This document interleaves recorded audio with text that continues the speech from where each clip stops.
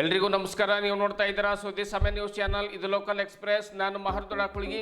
ಮತ್ತೆ ಒಂದಿಷ್ಟು ಹೊಸ ಸುದ್ದಿಗಳನ್ನು ತೆಗೆದುಕೊಂಡು ನಾವು ನಿಮ್ಮ ಮುಂದೆ ಬರ್ತಾ ಇದ್ದೀವಿ. ಈ ದಿನದ ಪ್ರಮುಖ ಹೆಡ್ಲೈನ್ಸ್ಗಳನ್ನು ನೋಡ್ಕೊಂಡು ಬರೋಣ. ನಗರದ ಬಂಜಾರ ಭವನದಲ್ಲಿ ಜರುಗಿದ ಗೋರ್ ಗುಣವಂತ ವಿದ್ಯಾರ್ಥಿಗಳಿಗೆ ಪ್ರತಿಭಾ ಪುರಸ್ಕಾರ ಸಮಾರಂಭ. ಗೋರ್ ಕಟ್ಮಾಳು ಸಂಘಟನೆ ವತಿಯಿಂದ ಕಾರ್ಯಕ್ರಮ ಆಯೋಜನೆ. ಸಮಾಜದ ವಿದ್ಯಾರ್ಥಿಗಳಿಗೆ ಪ್ರೋತ್ಸಾಹಿಸುವುದೇ ನಮ್ಮ ಮೂಲ ಗುರಿಯಾಗಿದೆ. ಬಾಳಾಸಾಹೇಬ್ ರಾಠೋಡ್. ಬೀದರ್ನ ಬ್ರಿಮ್ ಸಭಾಂಗಣದಲ್ಲಿ ಜರುಗಿದ ರಾಜ್ಯ ಪ್ರಸೂತಿ ಮತ್ತು ಸ್ತ್ರೀ ರೋಗ ತಜ್ಞರ ಉತ್ತರ ವಲಯ ಸಮ್ಮೇಳನ ಹಾಗೂ ಕಾರ್ಯಾಗಾರ. ಜಿಲ್ಲಾ ಉಸ್ತುವಾರಿ ಸಚಿವ ಈಶ್ವರ್ ಖಂಡ್ರೆ ಅವರಿಂದ ಉದ್ಘಾಟನೆ. ತಾಯಿ ಮಕ್ಕಳ ಆರೋಗ್ಯ ಕಾಳಜಿ ವಹಿಸುವಂತೆ ಸಚಿವರಿಂದ ಸಲಹೆ. ನಗರದ ಆಕಾಶ್ ಕೋಚಿಂಗ್ ಸೆಂಟರ್ನಲ್ಲಿ ಮಕ್ಕಳ ಭವಿಷ್ಯ ನಿರ್ಮಾಣವಾಗ್ತಾ ಇದೆ. ಇದುವರೆಗೆ ನಮ್ಮ ವತಿಯಿಂದ 1,15,000ಕ್ಕೂ ಹೆಚ್ಚು ವೈದ್ಯರನ್ನು ಸಮಾಜಕ್ಕೆ ನೀಡಲಾಗಿದೆ. ಮಕ್ಕಳ ಉತ್ತಮ ಭವಿಷ್ಯಕ್ಕಾಗಿ ಮೆಡಿಕಲ್ ಐಐಟಿ ಜೆಡಬ್ಲ್ಯೂ ತರಬೇತಿ ಕೊಡಿಸುವಂತೆ ಕೇಂದ್ರದವರಿಂದ ಸಲಹೆ. ಇಂದಿನ ಒಂದಿಷ್ಟು ವಾರ್ತೆಗಳ ವಿವರಗಳನ್ನು ನೋಡ್ಕೊಂಡು ಬರೋಣ. ಬಂಜಾರ ಸಮುದಾಯದ ಜನರು ಇಂದಿಗೂ ಕೂಡ ಕಬ್ಬು ಕಡಿಯುತ್ತಾ ಕೂಲಿ ಮಾಡುತ್ತಾ ಕಷ್ಟಪಟ್ಟು ದುಡಿಯುವ ವರ್ಗವಾಗಿದೆ. ಪಾಲಕರು ಅತ್ಯಂತ ಪರಿಶ್ರಮದಿಂದ ತಮ್ಮ ಮಕ್ಕಳಿಗೆ ಅಧ್ಯಯನ ಮಾಡಿಸ್ತಾ ಇದ್ದಾರೆ. ಅವರಿಗೆ ಪ್ರೋತ್ಸಾಹಿಸುವುದು ಸಮಾಜ ಬಾಂಧವರ ನಮ್ಮ ಮೂಲ ಗುರಿಯಾಗಿದೆ ಎಂದು ಗೋರ್ ಕಟ್ಮಾಳು ಸಂಘಟನೆಯ ರಾಜ್ಯಾಧ್ಯಕ್ಷರಾಗಿರುವಂತಹ ಬಾಳಾಸಾಹೇಬ್ ರಾಠೋಡ್ ತಿಳಿಸಿದರು. ನಗರದ ಬಂಜಾರ ಸಮುದಾಯ ಭವನದಲ್ಲಿ ಆಯೋಜಿಸಿರುವಂತಹ ಗೋರ್ ಗುಣವಂತ ವಿದ್ಯಾರ್ಥಿಗಳಿಗೆ ಪ್ರತಿಭಾ ಪುರಸ್ಕಾರ ಸಮಾರಂಭದಲ್ಲಿ ಮಾತನಾಡಿದರು. ರಾಜ್ಯ ಸರ್ಕಾರದಲ್ಲಿ ನಮ್ಮ ಸಮುದಾಯ ಪ್ರತಿನಿಧಿಸುವಂತಹ 7-8 ಜನ ರಾಜಕಾರಣಿಗಳು ಇದ್ದರೂ ಕೂಡ ಸಮುದಾಯದ ಸಮಸ್ಯೆಗಳ ಕುರಿತು ಧ್ವನಿ ಎತ್ತುತ್ತಿಲ್ಲ. ಇಂದಿಗೂ ಕೂಡ ನಮ್ಮ ಸಮಾಜದ ಜನರ ಮೇಲೆ ಅನ್ಯಾಯ ಅತ್ಯಾಚಾರಗಳು ನಡೀತಾನೆ ಇವೆ. ಹೀಗಾಗಿ ತಮ್ಮ ಮಕ್ಕಳನ್ನು ಕಷ್ಟಪಟ್ಟು ಓದಿಸುವ ಪಾಲಕರು ನಿಜಕ್ಕೂ ಕೂಡ ಧನ್ಯರು. ಅಂತಹ ಜೆಡಬ್ಲ್ಯೂ ಆಮೇಲೆ CET ಹಾಗೂ ಮೆಡಿಕಲ್ನಲ್ಲಿ ಪಾಸಾಗಿರುವಂತಹ ಸಮಾಜದ ಮಕ್ಕಳಿಗೆ ಇಲ್ಲಿ ಸನ್ಮಾನಿಸಲಾಗ್ತಾ ಇದೆ ಎನ್ನುವಂಥ ಮಾತನ್ನು ಕೂಡ ಹೇಳಿದರು. ಇನ್ನೋರ್ವ ಮುಖಂಡರಾದ ಗೋವರ್ಧನ್ ರಾಠೋಡ್ ಅವರು ಮಾತನಾಡಿ, ಇಂದು ಸುಮಾರು 100 ವಿದ್ಯಾರ್ಥಿಗಳಿಗೆ ಸನ್ಮಾನ ಮಾಡಲಾಗ್ತಾ ಇದೆ. ಮಕ್ಕಳು ಇನ್ನು ಮುಂದೆಯೂ ಚೆನ್ನಾಗಿ ಓದಿ ಭವಿಷ್ಯವನ್ನು ರೂಪಿಸಿಕೊಳ್ಳಬೇಕೆಂದು ಶುಭ ಹಾರೈಸಿದರು. ವೇದಿಕೆ ಮೇಲೆ ಪೂಜ್ಯಶ್ರೀ ಶೇಖರ್ ಮಹಾರಾಜರು ಪೌರಾದೇವಿ ಪೀಠ ಅವರು ದಿವ್ಯ ಸಾನ್ನಿಧ್ಯವನ್ನು ವಹಿಸಿದರು. ನೇತೃತ್ವವನ್ನು ರಾಮರಾವ್ ಮಹಾರಾಜರು ವಹಿಸಿದರು. ಬೀದರ್ ವಿಶ್ವವಿದ್ಯಾಲಯದ ಕುಲಸಚಿವರಾದ ಪ್ರೊಫೆಸರ್ ಪರಮೇಶ್ವರ್ ನಾಯಕ್, ಪ್ರಮುಖರಾದ ಶೈನ್ ಶಿಕ್ಷಣ ಸಂಸ್ಥೆ ಅಧ್ಯಕ್ಷ ಡಾಕ್ಟರ್ ಅಬ್ದುಲ್ ಖದೀರ್, ಗ್ಯಾರಂಟಿ ಯೋಜನೆಗಳ ಅನುಷ್ಠಾನ ಸಮಿತಿ ಅಧ್ಯಕ್ಷ ಅಮೃತರಾವ್ ಚಿಮ್ಕೋಡೆ, ಅಬ್ದುಲ್ ಮನ್ನಾನ್ ಸೇಠ್ ಸೇರಿದಂತೆ ಹಲವರು ಉಪಸ್ಥಿತರಿದ್ದರು. हम जात धर्म भेदभाव की दीवार लांग करके काम करने वाले लोग हैं सर, मुझे कंफर्म गारंटी है। मैं गरीब घर का लड़का हूँ, मेरे माँ बाप यहीं पर खेत में काम करते हैं। मैं गरीब घर का लड़का हूँ, मुझे मालूम है मैं मरने वाला हूँ, मगर मेरे जात पे अन्याय होगा तो सबसे पहली गोली खाने के लिए मैं तैयार हूँ। मैं अन्याय बर्दाश्त करने के लिए हूँ। क्यों? आज देखिए मेरा समाज इस दिल्ली में, अगर दिल्ली में रायसीना हिल इस देश का राज चलाने के लिए जगह देता है, वो समाज अगर गरीब बना हुआ है तो हम देख रहे हैं सर, इस कर्नाटक की गवर्नमेंट ने, मैं एक गवर्नमेंट का नाम नहीं बोलता हूँ क्योंकि कोई हमारा माता नजदीक वाला नहीं, ना कोई बाप के नजदीक वाला नहीं। जब पहले था उसने भी इंटरनल रिजर्वेशन लगाकर हमको धमकाया, जो अभी आया उसने भी हमको धमकाने का काम किया। ये कोई सर वाले ये लोग हमारे बारे में कोई आज तक बात नहीं किया। इस बात का दुख है सर हमको, ये कोई आज तक हमारा आवाज नहीं उठाया, ये बात का दुख है। अरे वेंडे हो तुम्हारे बातें करे वालों कोई छे नहीं रे, अरे तुम्हारा अधिकार लड़ाई लड़े वालों कोई छे नहीं। तमें स्वतः तैयार वेणु लागिए, चेतन उठनु लागिए, पेटन उठनु लागिए, नुसतं कार्यक्रम करे ती काय वेवाळो कोणी आणि पार्टी पक्षात जोडा वटाय ती काय वेवाळो कोणी। तुम स्वतः मजबूत हो। शरीर दुनिया में जब शिकार होता है ना, शेर शिकार करता है तो खून पीता है पहले, वो जानवर को नहीं खाता है, वो पहले खून पीता है। और उस धरती पर इस दुनिया में बंजारा समाज है, जब हम भी बकरा काटते हैं ना सर, तो पहला उसका खून पकड़कर सोलरी बनाकर खाते हैं। ये खून खाने वाला शेर के बाद यही गोरमाटी है। ये वागेर बरोबरी लावला छोरे खाई भी वो तम सालिया सही कावे के बड़ा तम के रावला छोरे कतरन देखो वागे सोबत बातू साप मारे रा पेरान हीरा मोती वेचे ಪ್ರಮುಖ ನಾಯಕರು ಕೂಡಿ ನಮ್ಮ ಜಿಲ್ಲಾ ಪರಿಷತ್ ನಮ್ಮದು ಸುಭಾಷ್ ರಾಘವರು ಸುಯೋಧಕರಿದ್ದಾರೆ, ಇನ್ನು ಅನೇಕ ನಮ್ಮನ್ನೆಲ್ಲ ಬಂಧು ಬಳಗ ಇದ್ದಾರೆ, ಭೀಮರಾವ್ ಸಾಹೇಬರು ಇದ್ದಾರೆ, ಇನ್ನು ನಮ್ಮನ್ನೆಲ್ಲ ಯುವಕರಿದ್ದಾರೆ. ಕೇವಲ 8 ನಿಮಿಷದಲ್ಲಿ ನಾವು ಮಾಡಿರ್ತಕ್ಕಂಥ ಪ್ರತಿಭಾವಂತ ವಿದ್ಯಾರ್ಥಿಗಳನ್ನು ಸನ್ಮಾನ ಮಾಡಬೇಕು ಅಂತಕ್ಕಂಥ ನಿರ್ಣಯ ತೆಗೆದುಕೊಂಡಾಗ ಎಲ್ಲ ಜಿಲ್ಲೆಯೇ ಆದಂಥ ಎಲ್ಲ ನಮ್ಮ ಸಮಾಜದ ಅಭಿಮಾನಿಗಳು, ಹಿತೈಷಿಗಳು, ವಿದ್ಯಾವಂತರು, ಯುವಕರೆಲ್ಲರೂ ಬಂದಿದ್ದಾರೆ. ನಮಗೆ ಎಷ್ಟು ವಿದ್ಯಾರ್ಥಿಗಳಿಗೆ ಸನ್ಮಾನ ಮಾಡ್ತಾರೆ? ಸುಮಾರು 150 ಜನ ವಿದ್ಯಾರ್ಥಿಗಳು ಸಿಕ್ಕಿದ್ದಾರೆ ಸರ್. SSLC 75% ಅಬಾವ್ ಮಾಡಿದ್ದು, ಮತ್ತೆ SSLC PUC ಮತ್ತು CET ಮತ್ತೆ ಡಿಗ್ರಿಯಲ್ಲಿ ಯಾರು ಅಂಕವನ್ನು ಪಡೆದಿದ್ದಾರೆ ಅವರಿಗೆ ನಾವು ಇವತ್ತು ಪ್ರತಿಭಾವಂತ ವಿದ್ಯಾರ್ಥಿಗಳಿಗೆ ಸನ್ಮಾನ ನಮ್ಮ ಸಂಘಟನೆಗಳಿಗೆ ಈಗ IAS ವಿಶೇಷವಾಗಿ ನಮ್ಮ ಸಮಾಜಕ್ಕೆ ಇವತ್ತು ಕೀರ್ತಿಯನ್ನು ತಂದಿರತಕ್ಕಂಥ ಬಡ ಕುಟುಂಬದ ಒಬ್ಬ ಅನಿಲ್ ರಾಠೋಡನವರು ಇವತ್ತು ಅವರು IAS ಆಗಿ ಇವತ್ತು ಬಂದಿದ್ದಾರೆ. BB ಸೊ ಅದು ನಮ್ಮ ಸಮಾಜಕ್ಕೆ ತಂದುಕೊಂಡಿರ್ತಕ್ಕಂಥ ಗೌರವ ಘನತೆಗೆ ನಮ್ಮ ಸಂಘಟನೆಯವರಿಗೆ ನಾವು ಬಹಳಷ್ಟು ಮಕ್ಕಳಿಗೆ ಇವರ ವಿಶೇಷವಾಗಿ ಇವತ್ತೆಲ್ಲ ನಮ್ದೆಲ್ಲ ಭಾಷಣಕಾರರು ವಿದ್ಯಾರ್ಥಿಗಳೆಲ್ಲರೂ ಹೇಳಿದ್ದಾರೆ.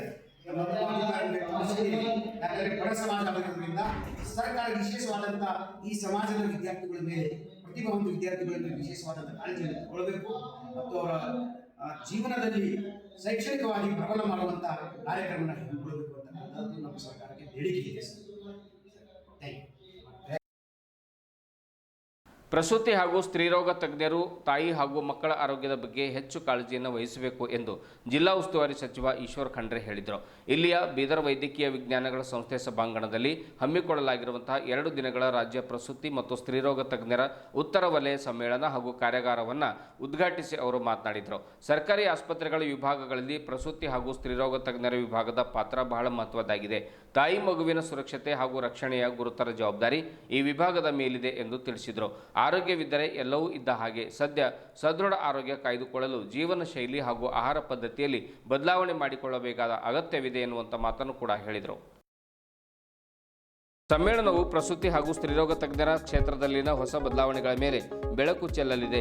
ವಿಭಾಗದ ಸೇವೆಯ ಗುಣಮಟ್ಟ ಸುಧಾರಣೆಗೂ ವೇದಿಕೆಯಾಗಲಿದೆ ಎಂದು ವಿಶ್ವಾಸ ವ್ಯಕ್ತಪಡಿಸಿದರು. ರಾಜ್ಯ ಪ್ರಸೂತಿ ಮತ್ತು ಸ್ತ್ರೀರೋಗ ತಜ್ಞರ ಸಂಘದ ಅಧ್ಯಕ್ಷ ಡಾಕ್ಟರ್ ದುರ್ಗಾದಾಸ್ ಅಸ್ರಣ್ಣ ಮಾತನಾಡಿದರು.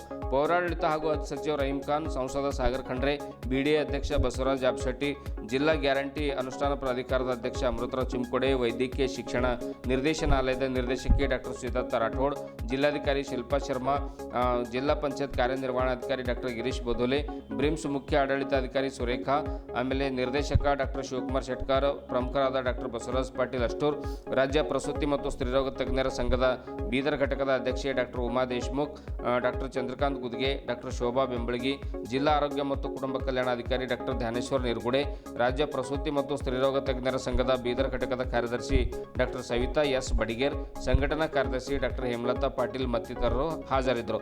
ಪ್ರಸೂತಿ ಮತ್ತು ಸ್ತ್ರೀರೋಗ ತಜ್ಞರ ಸಂಘ ಹಾಗೂ ಬೀದರ್ ವೈದ್ಯಕೀಯ ವಿಜ್ಞಾನಗಳ ಸಂಸ್ಥೆಯ ವತಿಯಿಂದ ಸಮ್ಮೇಳನ ಹಾಗೂ ಕಾರ್ಯಾಗಾರ ಹಮ್ಮಿಕೊಳ್ಳಲಾಗಿದೆ. ರಾಜ್ಯದ ವಿವಿಧೆಡೆಯ 500 ಪ್ರತಿನಿಧಿಗಳು ಸಮ್ಮೇಳನದಲ್ಲಿ ಪಾಲ್ಗೊಂಡಿದ್ದರು. ಏನೇ ಭದ್ರತೆ, ಸುರಕ್ಷತೆ, ಇನ್ನಿತರ ವಿಷಯಗಳಿದ್ದರೂ ನಮ್ಮ ಸರ್ಕಾರ ಮಾಡ್ತಾರೆ. ನೋಡಿ, ಈಗ ಸುಮಾರು ನಾವು ವೈದ್ಯಕೀಯ ಕ್ಷೇತ್ರದಲ್ಲಿ ಕರ್ನಾಟಕ ನಂಬರ್ 1 ಅಂತ ಹೇಳಿದರೆ ಅತಿಶೋಕ್ತಿ ಆಗೋದಿಲ್ಲ. ಬ್ಯಾಂಗ್ಳೂರು ನೋಡಿ, ಸುಮಾರು ಜನ ಬೇರೆ ಬೇರೆ ಒಂದು ಮಿಡ್ಲ್ ಈಸ್ಟ್ ಕಂಟ್ರಿಯಿಂದ, ಬಾಂಗ್ಲಾದೇಶ, ಬೇರೆ ಬೇರೆ ವಿದೇಶದಿಂದ ಸಹಿತ ಇಲ್ಲಿ ಹೃದ್ರೋಗದ ಸಮಸ್ಯೆ ಇದ್ದರೆ ಬರ್ತಾರೆ, ಬೇರೆ ಬೇರೆ ರೀತಿಯಿಂದಲೂ ಬರ್ತಾರೆ. ಹೀಗಾಗಿ ಇತ್ತೀಚೆಗೆ ಏನೇನು ಸಮಸ್ಯೆಗಳಿತ್ತು, ಹಾರ್ಟ್ ಅಟ್ಯಾಕ್ಸ್ ಭಾಳ ಆಗ್ತಾ ಇದೆ ಅನ್ನುವಂಥದ್ದು ಒಂದು ನಡೀತಾ ಇತ್ತು. ಅದಕ್ಕೂ ನಾವು ಇವತ್ತು ಪರಿಹಾರವನ್ನು ಒದಗಿಸಿ ಒಂದು ಯೋಜನೆಯನ್ನು ಹಾಕಿಕೊಂಡಿದ್ದೇವೆ. ಸೊ ಅದೇ ರೀತಿಯಲ್ಲಿ ಇವತ್ತು ಯಾರ್ಯಾರು ನಿಮ್ಮ ಕಣ್ಣಿನ ಸಮಸ್ಯೆ ಇದ್ದಂಥವರಿಗೂ ಅವರಿಗೆ ಒಂದು ವಿಶೇಷವಾದಂಥ ಒಂದು ಯೋಜನೆಯನ್ನು ಜಾರಿಗೆ ತಂದಿದ್ದೇವೆ. ಅನೇಕ ಕಾರ್ಯಕ್ರಮಗಳನ್ನು ಮಾಡಿದ್ದೇವೆ. ಈ ಬ್ರಿಮ್ಸಲ್ಲಿನೂ ಸಹಿತ ಕ್ಯಾತ್ ಲ್ಯಾಬ್ ಪ್ರಾರಂಭ ಮಾಡಬೇಕು ಅಂತ ಎಲ್ಲ ರೆಡಿಯಾಗಿದೆ. ಕಾರ್ಡಿಯಾಲಜಿಸ್ಟ್ ಬೇಕಾಗಿದೆ. ಇವತ್ತೊಬ್ಬ ಕಾರ್ಡಿಯಾಲಜಿಸ್ಟ್ ಬಂದಿದ್ದಾರೆ, ಜಾಯ್ನ್ ಆಗ್ತಾ ಇದ್ದಾರೆ ಅಂತ ಹೇಳಿದರು ನನಗೆ. ಡೈರೆಕ್ಟ್ರು ಹೇಳಿದ್ದಾರೆ, ಸುಜಾತ ಅವರು ಹೇಳಿದ್ದಾರೆ. ಹೀಗಾಗಿ ಒಬ್ಬರಿಗೆ ನಾವು ಮತ್ತೆ ಮರುನಿಯುಕ್ತಿ ಮಾಡಿದ್ದೇವೆ. ಬರುವ ನನಗೆ ತಿಳಿದ ಮಟ್ಟಿಗೆ 1 ತಿಂಗಳ ಒಳಗಾಗಿ ನಮ್ಮ ಬೀದರ್ ಬ್ರಿಮ್ಸ್ ಆಸ್ಪತ್ರೆಯಲ್ಲಿ ನಮ್ಮ ಏನು ಈ ಹೃದ್ರೋಗ ಸಮಸ್ಯೆಗೆ ಸಂಬಂಧಪಟ್ಟಂತೆ ಕ್ಯಾತ್ ಲ್ಯಾಬ್ ಪ್ರಾರಂಭ ಮಾಡುವಂಥದ್ದು ಮತ್ತು ಶಸ್ತ್ರಚಿಕಿತ್ಸೆ ಮಾಡುವಂಥ ಕೆಲಸ ಮಾಡ್ತೇವೆ ಅನ್ನುವಂಥ ಒಂದು ಮಾತನ್ನು ಹೇಳಿ, ನೀವೆಲ್ಲರೂ ಕೂಡಿ ಒಂದು ಸುಂದರವಾದಂಥ ಆರೋಗ್ಯಪೂರ್ಣ ಸಮಾಜ ನಿರ್ಮಾಣ ಮಾಡಲಿಕ್ಕೆ ಕೈ ಜೋಡಿಸೋಣ. ಈ ಒಂದು ಕಾರ್ಯಾಗಾರ ಸಮ್ಮೇಳನ ಯಶಸ್ವಿಯಾಗಲಿ. ಈ ಸಮ್ಮೇಳನದ ಮುಖಾಂತರ ಏನೊಂದು ಹೊಸ ಆವಿಷ್ಕಾರಗಳಾಗಿದ್ದಂಥದ್ದು ಎಲ್ಲವನ್ನೂ ಬಳಸಿಕೊಂಡು ಉತ್ತಮ ರೂಢಿ ಉಪಯೋಗ ಮಾಡಿ ಇನ್ನೂ ಉತ್ತಮ ರೀತಿಯಲ್ಲಿ ಚಿಕಿತ್ಸೆ ಕೊಡೋಂಗಾಗಲಿ ಅಂತ ಹಾರೈಸಿ ಮತ್ತೊಮ್ಮೆ ಎಲ್ಲರಿಗೂ ಶುಭವನ್ನು ಹೇಳಿ ಎರಡು ಮಾತು ಮುಗಿಸ್ತಾನೆ. ಜೈ ಹಿಂದ್, ಜೈ ಹಿಂದ್. ನಗರದ ಬೊಮ್ಮಗೊಂಡೇಶ್ವರ ವೃತ್ತದ ಸಮೀಪದ ವಿಶಾಲ ಮಾರ್ಟ್ ಪಕ್ಕದಲ್ಲಿರುವಂತಹ ಆಕಾಶ್ ಕೋಚಿಂಗ್ ಸೆಂಟರ್ನಲ್ಲಿ ಮಕ್ಕಳ ಭವಿಷ್ಯ ನಿರ್ಮಿಸಲು ತರಬೇತಿಯನ್ನು ಕೊಡಿಸಿ ಎಂದು ಆಕಾಶ್ ಮೆಡಿಕಲ್ JEE ಮತ್ತು IIT ಹಿರಿಯ ತರಬೇತುದಾರರಾದ ಆಕಾಶ್ ತಿಳಿಸಿದರು.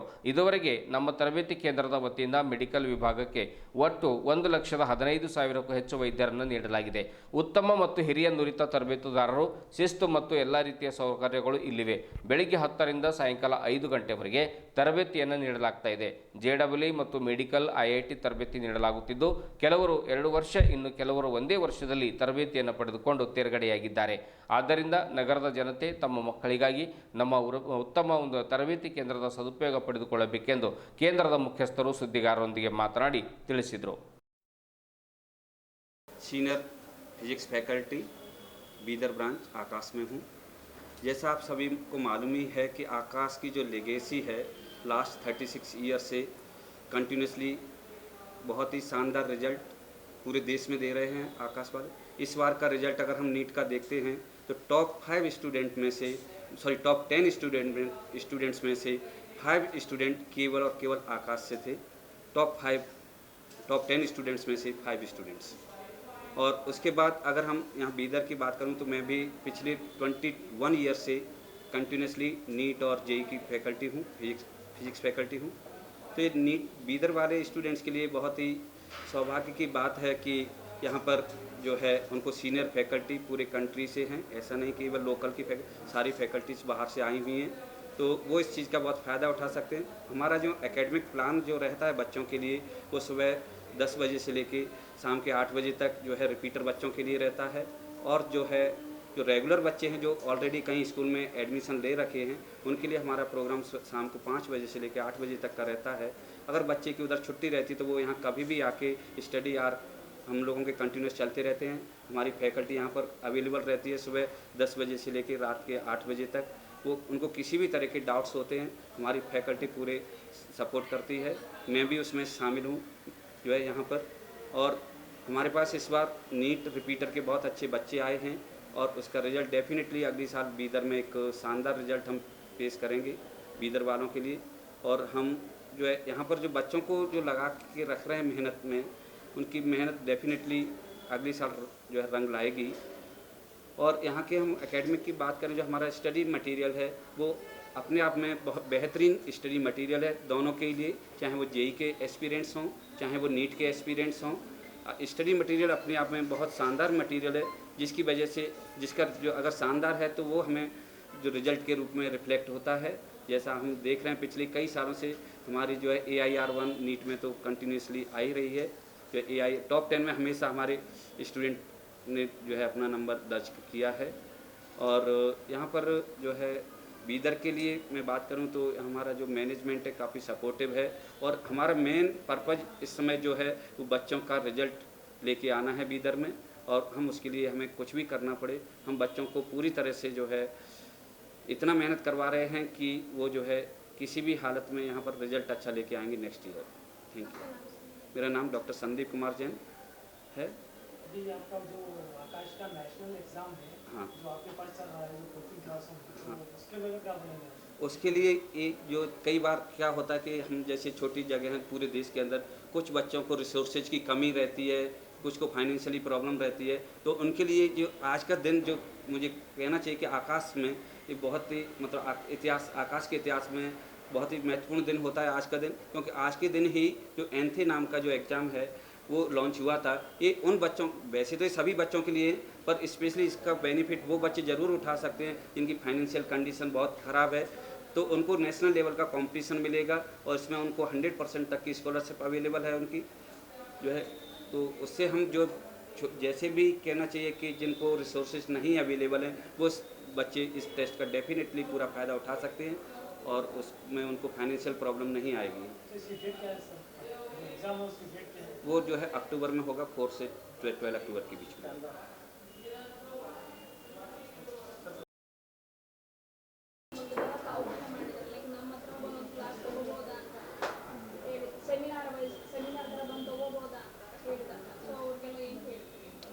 ನೋಡಿ, ಸೆಮಿನಾರ್ ಥರ ಒಂದು ಸಂಸ್ಥೆಯಿಂದ ನಮಗೆ ನಮಗೆ ರಿಕ್ವೆಸ್ಟ್ ಏನಾದರೂ ಬಂದರೆ ಪ್ರತಿ ರಿಕ್ವೆಸ್ಟನ್ನು ಕೂಡ ನಾವು ಅಟ್ಮೋಸ್ಟ್ ಪ್ರಯಾರಿಟಿ ಕೊಟ್ಟು ಅದಕ್ಕೆ ಪಾಸಿಟಿವ್ ರೆಸ್ಪಾನ್ಸ್ ಮಾಡಿ ನಮ್ಮ ಕಡೆಯಿಂದ ಆದಷ್ಟು ಸಹಾಯವನ್ನು ನಾವು ಮಾಡ್ತೀವಿ. ಒಂದು 2-3 ದಿನದ ಒಟ್ಟಿಗೆ ನಾವು ಅವ್ರಿಗೆ ಸಹಾಯ ಮಾಡೋದ್ರಿಂದ ಕಂಪ್ಲೀಟ್ 1 ವರ್ಷದ್ದು ಪ್ರಾಬ್ಲಮ್ ಮಕ್ಕಳಿಗೆ ಏನಿದೆ ಅದು ಸಾಲ್ವ್ ಆಗೋದಿಲ್ಲ. ಅಥವಾ ಸಿಟಿ ಪ್ರಿಮೈಸಸಲ್ಲಿರುವಂಥ ಶಾಲೆಗಳಲ್ಲಿ ಅವ್ರಿಗೆ ಆಕಾಶ್ ಫ್ಯಾಕಲ್ಟೀಸ್ ಕಡೆಯಿಂದ ಸಪೋರ್ಟ್ ಏನಾದರೂ ಬೇಕಾದರೆ ಅದಕ್ಕೆ ನಾವು 100% ನಮ್ಮ ಕಡೆಯಿಂದ ಏನು ಸಪೋರ್ಟ್ ಬೇಕೋ ಅದನ್ನು ಕೊಡಲಿಕ್ಕೆ ಕಂಪ್ಲೀಟಾಗಿ ನಾವು ಸಿದ್ಧರಿದ್ದೀವಿ. ಆ್ಯಂಡ್ ಎರಡನೇ ವಿಚಾರ ಏನು ಅಂತಂದರೆ, ಇನ್ನು ರಿಮೋಟ್ ಏರಿಯಾದಲ್ಲಿರುವಂಥ ಮಕ್ಕಳ ವಿಚಾರಕ್ಕೆ ಬಂದರೆ, ಯಾವ ಮಕ್ಕಳಿಗೆ ಎಕ್ಸೆಸ್ ಇರೋದಿಲ್ಲ ಅಥವಾ ಟೆಸ್ಟ್ ಸೀರೀಸ್ಗಳನ್ನು ಕಂಡಕ್ಟ್ ಮಾಡೋದ್ರಿಂದ ಮಕ್ಕಳಿಗೆ ಸಹಾಯ ಆಗೋದ್ರಿಂದ ರಿಮೋಟ್ ಪ್ಲೇಸಲ್ಲಿರುವಂಥ ಮಕ್ಕಳು ಕೂಡ ನಮ್ಮ ಟೆಸ್ಟ್ ಸೀರೀಸ್ಗಳನ್ನು ತೊಗೋಬೋದು.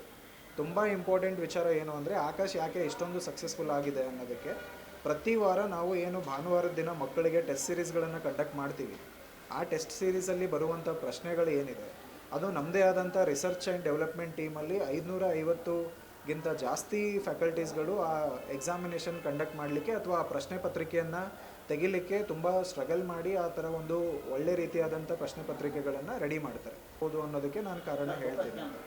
ಓಕೆ, ಯಾಕೆ ಬದಲಾವಣೆಯನ್ನು ಕಾಣ್ತಾರೆ ಅನ್ನೋದಕ್ಕೆ ನಾನೊಂದು ಕಾರಣ ಹೇಳ್ತೀನಿ. ಸೊ ಇಡೀ ಭಾರತ ದೇಶದಲ್ಲಿ 1,70,000 ಪ್ಲಸ್ ನೀಟ್ ಸೀಟ್ ಇದೆ, GMC ಅಂತ ಕರಿತೀವಿ ನಾವು, ಗೌರ್ಮೆಂಟ್ ಮೆಡಿಕಲ್ ಕಾಲೇಜಸಲ್ಲಿ ಸೀಟ್ಸ್ ಇದೆ. ಅದರಲ್ಲಿ ಆಕಾಶ್ ಒಂದೇ ಒಂದು ಸಂಸ್ಥೆ 1,15,000ಗಿಂತ ಜಾಸ್ತಿ ಡಾಕ್ಟರ್ಸ್ಗಳನ್ನು ನಾವು ನಮ್ಮ ಸಂಸ್ಥೆಯಿಂದ ಪ್ರೊವೈಡ್ ಮಾಡ್ತಾಯಿದ್ದೀವಿ. ಇದರಲ್ಲಿ 2 ವರ್ಷ ಓದಿರೋ ಮಕ್ಕಳು ಇದ್ದಾರೆ. ಇಮಿಡಿಯೇಟಾಗಿ ಒಂದೇ ವರ್ಷದಲ್ಲಿ ನಮ್ಮ ಹತ್ರ ರಿಪೀಟರ್ ಮೆಡಿಕಲ್ ಪ್ರೋಗ್ರಾಮನ್ನು ತೊಗೊಂಡು ಅದರಿಂದ ರಿಸಲ್ಟ್ ಬಂದಿರುವಂಥ ಮಕ್ಕಳು. ಬೇರೆ ಬೇರೆ ಸಂಸ್ಥೆಯಲ್ಲಿ 3-4 ವರ್ಷ ಓದಿದ್ರೂ ಕೂಡ ಅವ್ರದ್ದು ಕ್ಲಿಯರ್ ಆಗಿರಲಿಲ್ಲ, ಬಟ್ ಒಂದೇ ವರ್ಷಕ್ಕೆ ಇಲ್ಲಿ ಬಂದು ಕ್ಲಿಯರ್ ಮಾಡ್ತಾ ಇದ್ದಾರೆ ಅಂದರೆ ಇದರ ಮೇಲೆ ನೀವು ಅಂದಾಜು ಮಾಡ್ಬೋದು ನಮ್ಮ ಸಂಸ್ಥೆಯಲ್ಲಿ ನಡೆಯುವಂಥ ವಿದ್ಯಾಭ್ಯಾಸ, ನಾವು ಕೊಡುವಂಥ ವಿದ್ಯಾಭ್ಯಾಸ ಆಗಿರ್ಬೋದು, ಟೆಸ್ಟ್ ಸೀರೀಸ್ ಆಗಿರ್ಬೋದು, ನಾವು ಅವ್ರನ್ನ ತಯಾರಿ ಮಾಡುವಂಥ ರೀತಿ ತುಂಬ ಡಿಫ್ರೆಂಟ್ ಆಗಿರುತ್ತೆ. ಸೊ ಅದು ಡಿಸ್ಕ್ಲೋಸ್ ಮಾಡಲಿಕ್ಕೆ ಆಗೋದಿಲ್ಲ, ಅದು ನಮ್ಮ ಸಂಸ್ಥೆಯಲ್ಲಿ ಓದೋ ಮಕ್ಕಳಿಗೆ ಮಾತ್ರ ಗೊತ್ತಾಗಿರುತ್ತೆ.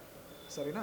ಸೊ ಒಂದು ಓವರಾಲ್ 100% GMC ಗೌರ್ಮೆಂಟ್ ಮೆಡಿಕಲ್ ಕಾಲೇಜಲ್ಲಿ 64% ಮೆಡಿಕಲ್ ಸೀಟ್ಸು ಬರೀ ಒಂದೇ ಒಂದು ಸಂಸ್ಥೆಯಿಂದ ಬರುತ್ತೆ ಅಂತಂದರೆ ಅದು ಸುಮ್ಮನೆ ಬಾಯಿ ಮಾತಲ್ಲಿ ಹೇಳೋದ್ರಿಂದ ಅಲ್ಲ, ನಾವು ಅದನ್ನು ಪ್ರೂವ್ ಮಾಡಿ ತೋರಿಸಿದ್ದೀವಿ. 2009ರಿಂದ 2024ರಲ್ಲೂ ಕೂಡ ಇಡೀ ಭಾರತ ದೇಶದಲ್ಲಿ ನಂಬರ್ 1 ರ್ಯಾಂಕಿಂಗ್ ಬರೋದು ಕೂಡ ಅಸಾಧ್ಯವಾದಂಥ ಮಾತು. ಸೊ ಅದನ್ನು ಕೂಡ ನಾವು ಪ್ರೂವ್ ಮಾಡಿದ್ದೀವಿ. ಇನ್ನು 2025ರಲ್ಲಿ ಎಲ್ಲ ಸಂಸ್ಥೆಗಳು ಪೇಪರ್ ಟಫ್ ಇತ್ತು, ಮಕ್ಕಳು ಈ ಸರಿ ಸ್ಕೋರ್ ಮಾಡಲಿಕ್ಕೆ ಆಗೋದಿಲ್ಲ ಅನ್ನುವಂಥ ಸಿಚುವೇಷನಲ್ಲೂ ಕೂಡ ಟಾಪ್ 10 ಜನ ಮಕ್ಕಳಲ್ಲಿ 5 ಜನ ಸ್ಟೂಡೆಂಟ್, ಅದು ಕೂಡ ಜನರಲ್ ಮೆರಿಟಿಂದ ಬರುವಂಥ ಮಕ್ಕಳೇ. ಸೊ ಈ ಥರ ಒಂದು ಸಂಸ್ಥೆ, ನಾವು ಇಂಥ ಸಂಸ್ಥೆ ಇದ್ದೀವಿ, ಮಕ್ಕಳು ಯಾವುದೇ ಥರ ಚಾಲೆಂಜ್ ಬಂದ್ರೂ ಕೂಡ ಅದನ್ನು ಎದುರಿಸೋದು ಹೇಗೆ ಅನ್ನೋದನ್ನು ಕಲಿಸ್ಕೊಡ್ತೀವಿ ಹೊರತಾಗಿ ಅದು ಈ ಥರ ಬಂತು ನಾವು ಏನು ಮಾಡಬೇಕು ಅಂತ ಕೈ ಕಟ್ಕೊಂಡು ಕೂತ್ಕೊಳ್ಳುವಂಥ ವಿದ್ಯಾಭ್ಯಾಸನ ನಾವು ಮಕ್ಕಳಿಗೆ ಕೊಡೋದಿಲ್ಲ. ಅವರು ಯಾವುದೇ ಥರದ ಪ್ರಶ್ನೆ ಬರಲಿ, ಎಂಥದೇ ಪ್ರಶ್ನೆ ಬರಲಿ, ಅದನ್ನು ಎದುರಿಸುವಂಥ ಶಕ್ತಿ ಮಕ್ಕಳಲ್ಲಿ ಇರುತ್ತೆ. ಆ ಥರ ನಾವು ಮಕ್ಕಳಿಗೆ ತಯಾರಿಯನ್ನು ಮಾಡ್ತೀವಿ.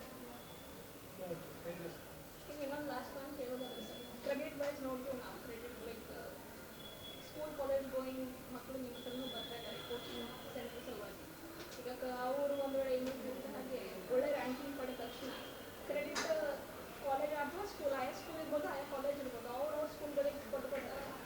ಇನ್ನೊಂದು ನಿಮ್ಮ ಹತ್ರ ಇರ್ತಕ್ಕಂಥ ಕೋಚಿಂಗ್ ಸೆಂಟರ್ ವಿದ್ಯಾಭ್ಯಾಸ ಮಾಡ್ತಕ್ಕಂಥ ವಿದ್ಯಾರ್ಥಿಗಳು ಅದೇ ಸೇಮ್ ಸ್ಟೂಡೆಂಟ್ಸ್, ಅಲ್ಲಿ ನೀವು ಕೂಡ ಕೋಚಿಂಗ್ ಅವರೇ ನಮ್ಮ ಕೋಚಿಂಗ್ ಅವ್ರು ಲೈಕ್ ನಾವು ನೀಡಿದ ಕೋಚಿಂಗ್ ಇದ್ರೆ ಅವರು ಈ ಮಟ್ಟಕ್ಕೆ ಬಂದಿದ್ದಾರೆ ಅಂತಕ್ಕಂಥ ಫ್ರೆಂಡ್ಸ್ ಅವ್ರು ಕೂಡ. ಸೊ ಕ್ರೆಡಿಟ್ ನಿಜವಾಗ್ಲೂ ಯಾರಿಗೆ ಹೋಗುತ್ತೆ ಅಂತ ನೋಡಿ. ಕ್ರೆಡಿಟ್ ಬಗ್ಗೆ ಮಾತಾಡೋದಾದರೆ, ಈಗ ನಾವು ಒಂದು ಕೋಚಿಂಗ್ ಸಂಸ್ಥೆ ಆಗಿರೋದ್ರಿಂದ ನಾವು ರೆಸ್ಟ್ರಿಕ್ಟೆಡ್ ಆಗಿ ಇಷ್ಟೇ ಮಕ್ಕಳು ನಮ್ಮ ಹತ್ರ, ಇದೇ ಕಾಲೇಜಿಂದ ಮಕ್ಕಳು ನಮ್ಮ ಹತ್ರ ಬರಬೇಕು ಅನ್ನುವಂಥದ್ದು ನಮ್ಮ ಹತ್ರ ರೆಸ್ಟ್ರಿಕ್ಷನ್ಸ್ ಇರೋದಿಲ್ಲ. ಎಲ್ಲ ಥರ ನಮಗೆ ಆ ಥರ ಅಥಾರಿಟಿನೂ ಇರೋದಿಲ್ಲ. ಸೊ ಯಾವುದೇ ಕಾಲೇಜಿಂದ ಬಂದಿದ್ರೂ ಕೂಡ ಆ ಮಕ್ಕಳಿಗೆ ನಾವು ವೆಲ್ಕಮ್ ಮಾಡ್ತೀವಿ. ಇದು ಸಾಮಾನ್ಯವಾಗಿ ಸಹಜ ಪರಿಸ್ಥಿತಿ ಎಲ್ಲ ಕಡೆ ಇರುವಂಥದ್ದೇನು ಅಂತಂದರೆ, ಮಕ್ಕಳು ಬೇರೆ ಕಾಲೇಜಲ್ಲಿ ಓದ್ತಾರೆ, ನಮ್ಮ ಹತ್ರ ಕೋಚಿಂಗ್ ಕ್ಲಾಸಸ್ಸಿಗೆ ಬರ್ತಾರೆ, ನಮ್ಮ ಹತ್ರ ಅವ್ರದ್ದು ಬಂದಿರುವಂಥದ್ದು ಅಥವಾ ನಮ್ಮ ಹತ್ರ ಓದಿರುವಂಥದ್ದು ಸನ್ನಿವೇಶಗಳು ಇರುತ್ತೆ. ಸೊ ನಮ್ಮ ಹತ್ರನೂ ಅವ್ರಿಗೆ ಒಳ್ಳೆ ವಿದ್ಯಾಭ್ಯಾಸ ಸಿಗುತ್ತೆ, ಕಾಲೇಜಲ್ಲಿ ಕೂಡ ಒಳ್ಳೆ ವಿದ್ಯಾಭ್ಯಾಸ ಸಿಗುತ್ತೆ. ಈ ಕ್ರೆಡಿಟ್ ಅಂತ ನಾನು ಹೇಳೋದಿಲ್ಲ, ನಾವು ಓವರಾಲ್ ಆಗಿ ಮಕ್ಕಳ ಮುಂದಿನ ಭವಿಷ್ಯವನ್ನು ನಮ್ಮ ತಲೆಯಲ್ಲಿ ಇಟ್ಕೊಂಡು ನಾವು ಮಕ್ಕಳನ್ನು ತಯಾರಿಯನ್ನು ಮಾಡ್ತೀವಿ.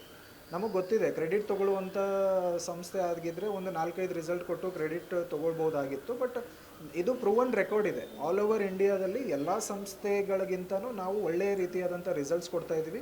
ನಮಗೆ ಕ್ರೆಡಿಟ್ ತೊಗೊಳ್ಳುವಂತಹ ಸನ್ನಿವೇಶ ಬರೋದಿಲ್ಲ. ಡೆಫಿನೆಟ್ಲಿ ನಮ್ಮ ಹತ್ರ ಬಂದು ಓದಿರುವಂಥ ಮಕ್ಕಳು ಒಳ್ಳೆ ರೀತಿಯಿಂದ ರಿಸಲ್ಟ್ಸ್ ಬಂದೇ ಬರುತ್ತೆ, ಅದು ಭರವಸೆ ನಮಗಿದೆ. ಕ್ರೆಡಿಟ್ ತೊಗೊಳ್ಳುವಂಥ ಯಾವುದೇ ವಿಚಾರ ನಮಗೆ ಅದು ಸೂಕ್ತ ಇಲ್ಲ, ಅದನ್ನು ನಾವು ವಿಚಾರ ಕೂಡ ಮಾಡೋದಿಲ್ಲ. ನಮ್ಮ ಹತ್ರ ಬರುವಂಥ ಮಕ್ಕಳಿಗೆ ನಾವು ಒಳ್ಳೆ ರೀತಿಯಿಂದ ವಿದ್ಯಾಭ್ಯಾಸ ಕೊಡಬೇಕು. ಅವ್ರದ್ದು ಜೀವನದ ಉದ್ದೇಶ ಇದೆ, ಒಂದು ಡ್ರೀಮ್ ಏನಿದೆ, ಅವರು ಡಾಕ್ಟರು ಅಥವಾ ಇಂಜಿನಿಯರ್ ಆಗಬೇಕು ಅಥವಾ ಇನ್ನೂ ಬೇರೆ ಬೇರೆ ರಂಗಗಳು ಇವತ್ತಿನ ಕಾಲದಲ್ಲಿ ನೀವು ನೋಡ್ಬೋದು. ಆರ್ಟಿಫಿಷಿಯಲ್ ಇಂಟೆಲಿಜೆನ್ಸ್ ಅಂತ ಬಂದಿದೆ, ಓಕೆ, ಸ್ಪೇಸ್ ರಿಸರ್ಚ್ ಅಂತ ಬಂದಿದೆ. ಸೊ ನಾವು ಬರೀ ಇಂಜಿನಿಯರಿಂಗ್ ಅಥವಾ ಮೆಡಿಕಲ್ ಅಲ್ದಿರ ಯಾವುದೇ ರಂಗಕ್ಕೆ ಹೋದ್ರೂ ಕೂಡ ಮಕ್ಕಳು ತಯಾರಾಗಿರಬೇಕು ಅನ್ನುವಂಥ ನಿಟ್ಟಿನಲ್ಲಿ ನಾವು ಮಕ್ಕಳನ್ನು ತಯಾರಿ ಮಾಡ್ತಾ ಇದ್ದೀವಿ. ಯಾವುದೇ ಥರ ಕ್ರೆಡಿಟ್ ತೊಗೋಬೇಕು ಅನ್ನೋದಿಲ್ಲ, ಅದು ಸಹಜ ಪರಿಸ್ಥಿತಿ. ನಮ್ಮ ಹತ್ರ ಮಕ್ಕಳು ಓದ್ತಿರುವಂಥವ್ರು ಒಳ್ಳೆ ರೀತಿಯಿಂದ ರಿಸಲ್ಟ್ ಬಂದರೆ ನಾವು ಕ್ರೆಡಿಟ್ ತೊಗೊಳ್ಳೋದೇ ಬೇಕಾಗಿಲ್ಲ. ಅವ್ರ ತಂದೆ ತಾಯಿಗಳೇ ಎಲ್ಲರಿಗೂ ನಾವು ಆಕಾಶಲ್ಲಿ ಕಲಿಸಿದ್ವಿ, ನನ್ನ ಮಗನ ರಿಸಲ್ಟ್ ಬಂದಿತ್ತು ಅಂತ ಹೇಳ್ತಾರೆ. ಇದರಲ್ಲಿ ಕ್ರೆಡಿಟ್ ಅದು ಯಾವುದೇ ಮಾತು ಬರೋದಿಲ್ಲ. ಒಂದು ವೇಳೆ ಬೇರೆ ಕಾಲೇಜವರೆಲ್ಲ ನಿಮ್ಮಲ್ಲಿ ಒರಿಜಿನಲ್ ಅವ್ರ ಹತ್ರ ಬೋರ್ಡ್ ಹಾಕೊಂಡು ಇದುವರೆಗೂ ಸುದ್ದಿ ಕೊಟ್ಟಿರುವ ನಾನು ಮಹಾರುದ್ರಾಕುಳಿ. ಮತ್ತೆ ಮುಂದಿನ ವಾರ್ತೆಗಳೊಂದಿಗೆ ಭೇಟಿಯಾಗೋಣ. ವಂದನೆಗಳು.